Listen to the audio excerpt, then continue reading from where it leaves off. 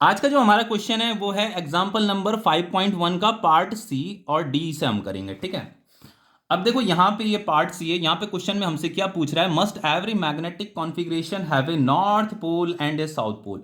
वो हमसे ये पूछ रहा है कि क्या सभी मैग्नेटिक कॉन्फ़िगरेशन में नॉर्थ पोल और साउथ पोल होता है, क्या उनका होना जरूरी है, यही हमें बताना है। ठीक है, फिर आगे पूछा हमसे what about the field due to a toroid. जो टोराइड होता है, टोराइड के मैग्नेटिक फील्ड के बारे में आपका क्या सोचना है, ये भी हमें बताना है। देखो बच्चों, यहाँ पे हमारे पास ये तीन प्रकार की मैग्नेटिक कॉन्फ़िगरेशन है। यह आपका करंट कैरिंग इनफाइनाइट लेंथ का करंट कैरिंग कंडक्टर है जो कि मैग्नेटिक फील्ड बना रहा होगा। ये आपका सर्कुलर करंट लूप है, ये भी आपका मैग्नेटिक फील्ड बना रहा होगा। और ये आपका टोराइड है, ये भी मैग्नेटिक फील्ड बना रहा होगा। लेकिन टोराइड में क्या होता है बच्चों, इसके सेंटर में मैग्नेटिक फील्ड जीरो होता है और बाहर भी मैग्नेटिक फील्ड जीरो होता है। सिर्फ और सिर्फ इस वाले रीजन में मैग्नेटिक फील्ड होता है। ठीक है, तो हमें इसके मैग्नेटिक फील्ड के बारे में भी बताना था। What about the field due to a toroid पूछा था ना, तो इसके यहाँ पे जीरो है, यहाँ पे भी जीरो है मैग्नेटिक फील्ड, सिर्फ इस वाले रीजन में मैग्नेटिक फील्ड होता है। लेकिन हमसे यहाँ पे पूछ रहा है must every magnetic configuration have a north pole and a south pole. क्या इन तीनों मैग्नेटिक कॉन्फ़िगरेशन में नॉर्थ पोल और साउथ पोल होगा, ये हमसे पूछ रहा है। तो देखो एनसीईआरटी इसका आंसर ये देती है। एनसीईआरटी कहती है नॉट नेसेसरली। एनसीईआरटी कह रही है ऐसा जरूरी नहीं है कि सभी मैग्नेटिक कॉन्फ़िगरेशन में नॉर्थ पोल और साउथ पोल होगा ही होगा। वो कह रहा है इट इज ट्रू ओनली, सिर्फ और सिर्फ तब होगा if the source of the field has a net zero magnetic moment. वो ये कह रहा है कि इन तीनों सोर्स ऑफ फील्ड में, ये वाला सोर्स ऑफ फील्ड, ये वाला सोर्स ऑफ फील्ड, इन तीनों में से जिसके पास नॉन जीरो मैग्नेटिक मोमेंट होगा उसी के पास जो है नॉर्थ पोल और साउथ पोल भी होगा। तो बच्चों सिर्फ और सिर्फ ये वाला जो करंट कैरिंग लूप होता है ना, ये जो सर्कुलर करंट कैरिंग लूप है, इसमें जो है नॉर्थ पोल और साउथ पोल भी होता है। आपको पता है बच्चों कि जब भी हम किसी सर्कुलर लूप को यूनिफॉर्म मैग्नेटिक फील्ड में रखते हैं तो वो रोटेट करने लगता है। तो रोटेट किसकी वजह से करता है, टॉर्क की वजह से करता है ना। टॉर्क क्या होता है आपका, एम क्रॉस बी होता है। कुछ याद आ रहा है? तो मान लो हमने इसे यूनिफॉर्म मैग्नेटिक फील्ड में रख दिया, इसे भी हमने यूनिफॉर्म तीनों को ही हमने यूनिफॉर्म मैग्नेटिक फील्ड में रख दिया, इसको भी, इसको भी, इसको भी।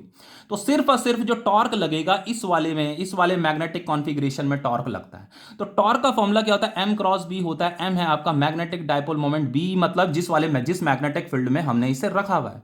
तो मैग्नेटिक फील्ड भी होगा और आपका मैग्नेटिक मोमेंट भी होगा, तभी तो टॉर्क आएगा। तो क्योंकि ये आपका जो सर्कुलर लूप होता है ये मैग्नेटिक फील्ड में रखने पे रोटेट करने लगता है। तो रोटेट किसकी वजह से कर रहा है, टॉर्क की वजह से कर रहा है। तो इसका मतलब इसके पास मैग्नेटिक मोमेंट भी होगा। तो इसका नॉर्थ पोल और साउथ पोल हम कैसे पता करते हैं, बहुत ही सिंपल है। जैसे आपको ऊपर से देखने पे ये करंट का डायरेक्शन कैसे दिखाई दे रहा है, एंटी क्लॉकवाइज दिखाई दे रहा है। तो जिस एंड से आपको एंटी क्लॉकवाइज दिखाई दे रहा है वो एंड क्या होगा, नॉर्थ पोल होगा। समझ में आ रहा है? और नीचे से अगर आप देखोगे तो नीचे से आपको करंट की डायरेक्शन कैसी दिखाई देगी, क्लॉकवाइज दिखाई देगी। तो नीचे वाला एंड क्या है, इसका साउथ पोल है। और जो मैग्नेटिक मोमेंट की डायरेक्शन होती है वो फ्रॉम साउथ टू नॉर्थ होती है, तो ये उसका मैग्नेटिक डाइपोल मोमेंट है। तो अगर इसके पास मैग्नेटिक डाइपोल मोमेंट है तो इसके पास नॉर्थ पोल और साउथ पोल भी होगा। अब देखो बच्चों, अगर हम इनके टॉर्क को निकालने की बात करें, इसके टॉर्क, इसकी बात कर रहा हूं मैं, तो टॉर्क इज इक्वल टू क्या होता है, एम क्रॉस बी होता है। लेकिन बच्चों इंटरेस्टिंग बात यह होती है कि जब हम किसी इनफाइनाइट लेंथ के कंडक्टर को जो है मैग्नेटिक फील्ड में रखते हैं तो ये रोटेट नहीं करता है। तो अगर ये रोटेट नहीं कर रहा है तो इसका टॉर्क कितना आएगा, जीरो आएगा। अब ये टॉर्क जीरो क्यों आ रहा है, मैग्नेटिक फील्ड की तो कुछ ना कुछ वैल्यू है क्योंकि हमने इसे मैग्नेटिक फील्ड में रखा है। इसका मतलब ये है कि इसका जो मैग्नेटिक डाइपोल मोमेंट है वो जीरो है। मैग्नेटिक डाइपोल मोमेंट अगर जीरो होगा तो टॉर्क क्या हो जाएगा, जीरो हो जाएगा। समझ में आ रहा है? तो अगर इसके पास मैग्नेटिक डाइपोल मोमेंट ही नहीं है तो इसके पास नॉर्थ पोल और साउथ पोल भी नहीं होगा। उसी तरीके से अगर हम यहां पे बात करें तो यहां पे भी जो टॉर्क का फॉर्मूला अगर मैं यूज करता हूं तो वो होगा आपका एम क्रॉस बी। समझ में आ रहा है? तो यहां पे भी बच्चों टॉर्क क्या आता है, जीरो आता है। इसका मतलब इसे अगर आप मैग्नेटिक फील्ड में रखते हो तो ये भी रोटेट नहीं करता है। अगर ये रोटेट नहीं कर रहा है तो इसमें भी टॉर्क जीरो है। तो मैग्नेटिक फील्ड तो यहां पे हमें गिवन है क्योंकि हमने इसे मैग्नेटिक फील्ड में ही रखा है। तो जीरो कौन होगा, मैग्नेटिक मोमेंट जीरो होगा, इसीलिए टॉर्क जीरो आ रहा है। समझ में आ रहा है? तो इसीलिए इसका मैग्नेटिक मोमेंट भी क्या है, जीरो है। और अगर इसका मैग्नेटिक मोमेंट जीरो है तो इसके पास नॉर्थ पोल और साउथ पोल भी नहीं होगा। इसीलिए यहां पे लिखा है true only if the source of the magnetic field has a net non zero magnetic moment. ठीक है, तो ये जो सोर्स ऑफ मैग्नेटिक फील्ड है इनके पास क्या होना चाहिए, नॉन जीरो मैग्नेटिक मोमेंट होना चाहिए। This is not so for a toroid और even for a straight infinite conductor. लेकिन वो कह रहा है कि जो स्ट्रेट इनफाइनाइट कंडक्टर होता है और जो टोराइड होता है उनके पास मैग्नेटिक मोमेंट नहीं होता है। दिस इज नॉट लिखा है ना, उनकी इसके पास मैग्नेटिक मोमेंट नहीं होता, इसके पास भी नहीं होता। तो इसके पास नॉर्थ पोल साउथ पोल भी नहीं होगा और इसके पास भी नॉर्थ पोल और साउथ पोल नहीं होगा। ठीक है, तो ये क्वेश्चन आपका कंप्लीट हो गया है। अब देखिए सेकंड पार्ट क्या कह रहा है यहां पे। सेकंड पार्ट ये है यहां पे, देखो वो कह रहा है two identical looking iron bar A and B are given. हमारे पास ये दो आइडेंटिकल लुकिंग आयरन बार हैं A and B, one of which is definitely known to be magnetise. वो ये कह रहा है कि इन दोनों में से बार ए और बार बी में से एक तो पक्का मैग्नेटाइज है ही है, ठीक है। We don't know which one, लेकिन हमें नहीं पता कि कौन सा वाला मैग्नेटाइज है। फिर वो आगे कह रहा है कि how would one one ascertain whether or not both are magnetise, ठीक है। तो हम कैसे पता करें कि कौन सा मैग्नेटाइज है कौन सा मैग्नेटाइज नहीं है। और एक और लाइन लिखी है बच्चों यहाँ पे, weather or not both are magnetise का मतलब ये है कि ऐसा भी हो सकता है कि दोनों ही मैग्नेटाइज हो। देखो उसने ये लिखा हुआ है ना, देखो स्टार्टिंग में लाइन में क्या लिखा था कि one of which is definitely magnetize, इनमें से एक तो मैग्नेटाइज है, लेकिन ये भी हो सकता है कि क्या पता दूसरा भी मैग्नेटाइज हो। तो दूसरा भी मैग्नेटाइज होगा तो दोनों ही मैग्नेटाइज हो जाएंगे, बोथ आर मैग्नेटाइज। या ऐसा भी हो सकता है कि एक तो मैग्नेटाइज है और दूसरा वाला मैग्नेटाइज नहीं है, ठीक है। तो वो फिर आगे लिखता है if only one is magnetize, अगर सिर्फ एक ही मैग्नेटाइज है तो how does one ascertain which one, तो हम कैसे, अगर एक मैग्नेटाइज है तो हम कैसे पता करें कि वो कौन सा वाला मैग्नेटाइज है, ठीक है। Use nothing else but the bars A and B, तो ये बार ए और बी के सिवाय हमें कोई किसी तीसरे मैग्नेट का इस्तेमाल नहीं करना है यहाँ पे। तो देखो इसे कर लेते हैं पहले, बहुत ही सिंपल क्वेश्चन है, बहुत ही सिंपल क्वेश्चन है। जिस लैंग्वेज में एनसीईआरटी ने आंसर लिखा है उसी लैंग्वेज में मैंने आंसर लिखा है। देखो ये इसका आंसर है, पर इतना लंबा चौड़ा आंसर आपको लिखने की जरूरत नहीं है, सिर्फ ये जो मैंने मार्क कर रखा है यही आपको आंसर लिखना है, ठीक है। बस इतना ही आपको आंसर लिखना है, यही मैंने आंसर में लिखा है यहाँ पे। अब देखिए बच्चों फर्स्ट केस है ये आपका, देखो यहाँ पे हमारे पास टू आइडेंटिकल आयरन बार है, हमें नहीं पता इनमें से कौन सा मैग्नेटाइज है कौन सा अनमैग्नेटाइज्ड है या दोनों मैग्नेटाइज हैं, हमें नहीं पता, हमें पता करना है। तो देखो हमें क्या करना है, try to bring different ends of the bar closer. तो जैसे मान लो ये वाला जो बार है इसे हमने फिक्स कर दिया है, ठीक है, ये हमने फिक्स कर दिया है और इसे हम मूव करने वाले हैं। तो मैंने क्या किया, ये जो बार बी है बच्चों इसके इस वाले एंड को मैं इसके पास ला रहा हूँ ऐसे, और पास लाने पे मुझे क्या हुआ, मैंने ये ऑब्जर्व किया कि मुझे यहाँ पे कुछ फोर्स ऑफ अट्रैक्शन मिला, मतलब कुछ अट्रैक्टिव फोर्स मिला। क्या मिला, अट्रैक्टिव फोर्स मिला। ध्यान से सुनिएगा, बहुत इंपॉर्टेंट टॉपिक है, कईयों को कंफ्यूजन होता है, ठीक है। अब देखो जैसे मैं इसे पास लाया तो मुझे यहां पे कुछ अट्रैक्शन महसूस हुआ, तो मैंने यहां पे लिख दिया अट्रैक्टिव फोर्स। अब मैंने क्या किया, अब मैंने इसे कुछ इस तरीके से, इसका जो दूसरा वाला एंड है अब मैं इसके दूसरे वाले एंड को इसके पास ला रहा हूं। तो जैसे ही मैं इसके दूसरे वाले एंड को पास लाता हूं तो मुझे यहां पे क्या मिला, रिपल्सिव फोर्स मिला। क्या मिला, रिपल्सिव फोर्स मिला। अब देखो बच्चों एनसीईआरटी क्या बोलता है, एनसीईआरटी बोलता है यहां पे कि a repulsive force in some situation establish that both are magnetise. NCERT ये बोल रहा है कि इन दोनों सिचुएशन में, अगर किसी भी एक सिचुएशन में अगर रिपल्सिव फोर्स मिल रहा है तो इसका मतलब ये दोनों के दोनों मैग्नेटाइज है। ये भी आपका मैग्नेटाइज बार मैग्नेट है, ये भी आपका बार मैग्नेट है और ये भी आपका बार मैग्नेट है, मतलब दोनों ही मैग्नेटाइज है। तो आपको लिखना है a repulsive force in some situation establish that both are magnetise. अब देखो इसे प्रूफ करके भी देख लेते हैं कि ऐसा हो रहा है कि नहीं हो रहा। मान लो ये भी मैग्नेटाइज है ये भी मैग्नेटाइज है, तो ये मैग्नेटाइज होगा बच्चों, तो इसके पास नॉर्थ पोल और साउथ पोल होगा, तो इसके पास नॉर्थ है इसके पास साउथ है, और इसके ये भी मैग्नेटाइज है तो इसके पास भी नॉर्थ होगा इसके पास भी साउथ होगा। अब देखो इसे अगर मैं इसके पास ले जाता हूं तो पास ले जाने पे ये नॉर्थ पोल साउथ पोल एक दूसरे को क्या करेंगे, अट्रैक्ट करेंगे, तो हमें अट्रैक्टिव फोर्स मिला।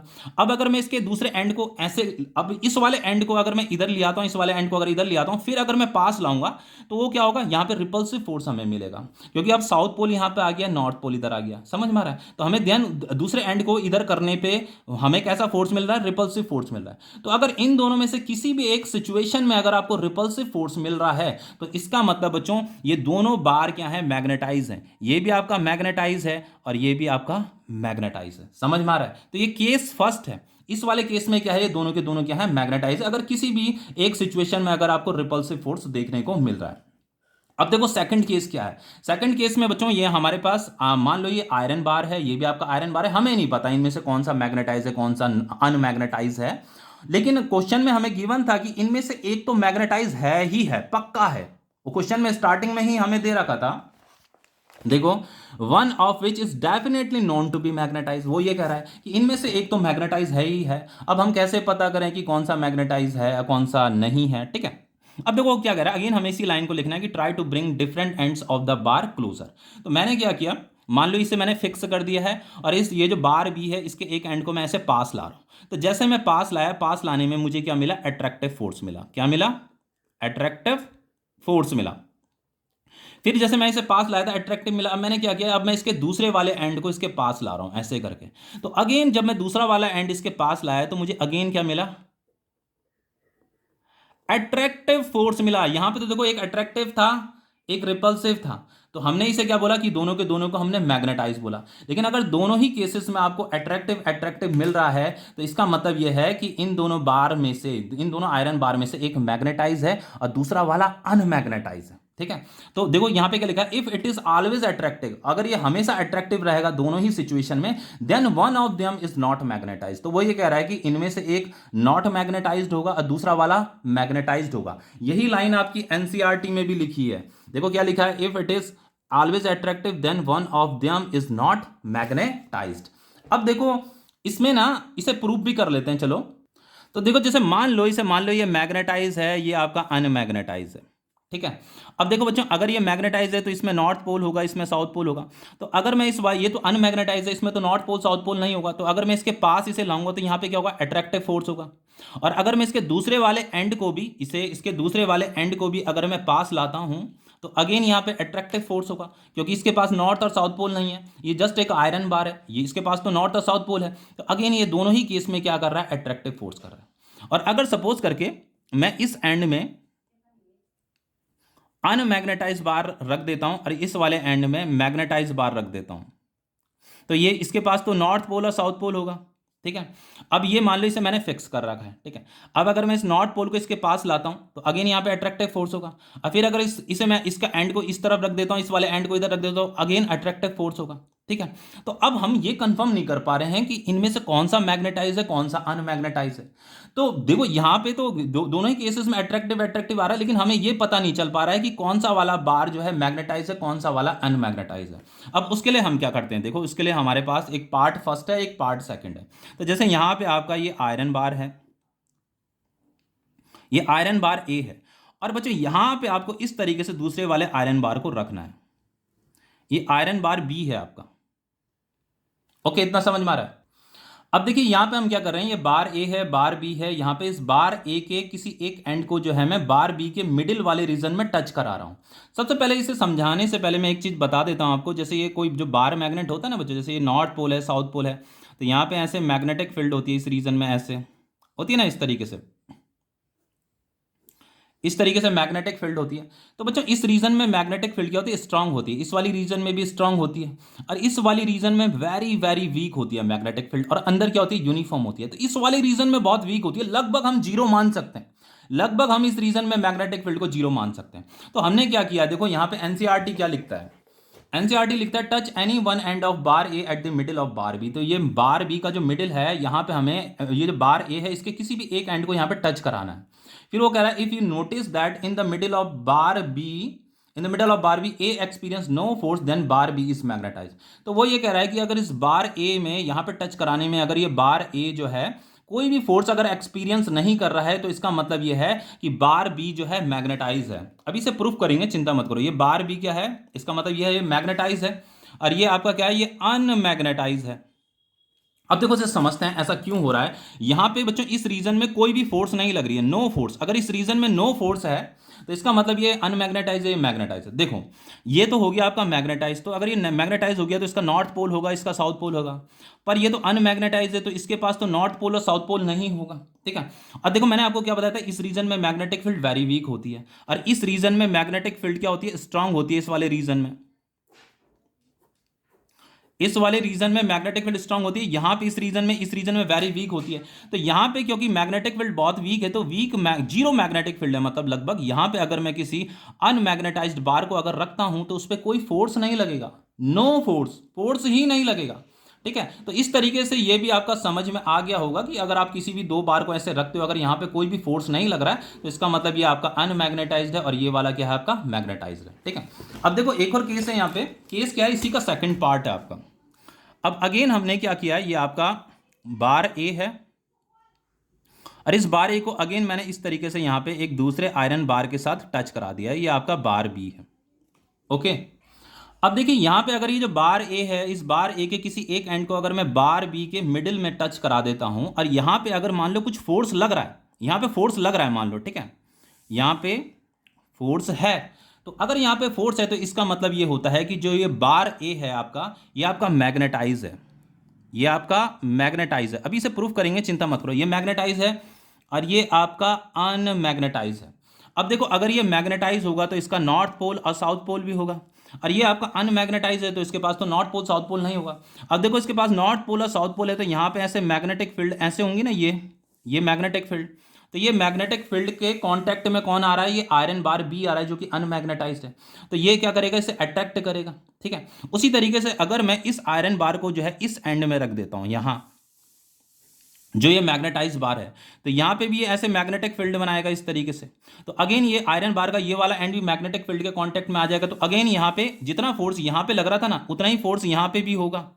समझ में आ रहा है। और अगर मैं इस आयरन बार ए को जो कि मैग्नेटाइज है, इसे अगर मैं इस एंड में रख देता हूं तो यहाँ पे भी ऐसे मैग्नेटिक फील्ड बनाएगा, तो अगेन ये मैग्नेटिक फील्ड से कांटेक्ट में आ जाएगी, तो अगेन यहाँ पे भी सेम फोर्स लगेगा। तो तीनों केसेस में क्या आ रहा है, सेम फोर्स आ रहा है, तो हम इसे मैग्नेटाइज बोलेंगे, इसे हम अनमैग्नेटाइज बोलेंगे। देखो लिखा है ना, however if A experience same force from the end of bar B to the middle of bar B, यहाँ पे मिडिल में भी सेम फोर्स है यहाँ पे, और इसके एंड में भी बार बी के एंड में यहाँ पे भी क्या है, सेम फोर्स है, तो then bar A is magnetized, bar A magnetize माना जाएगा और ये अनमैग्नेटाइज माना जाएगा। ठीक है, तो ये क्वेश्चन आपका कंप्लीट हो गया है।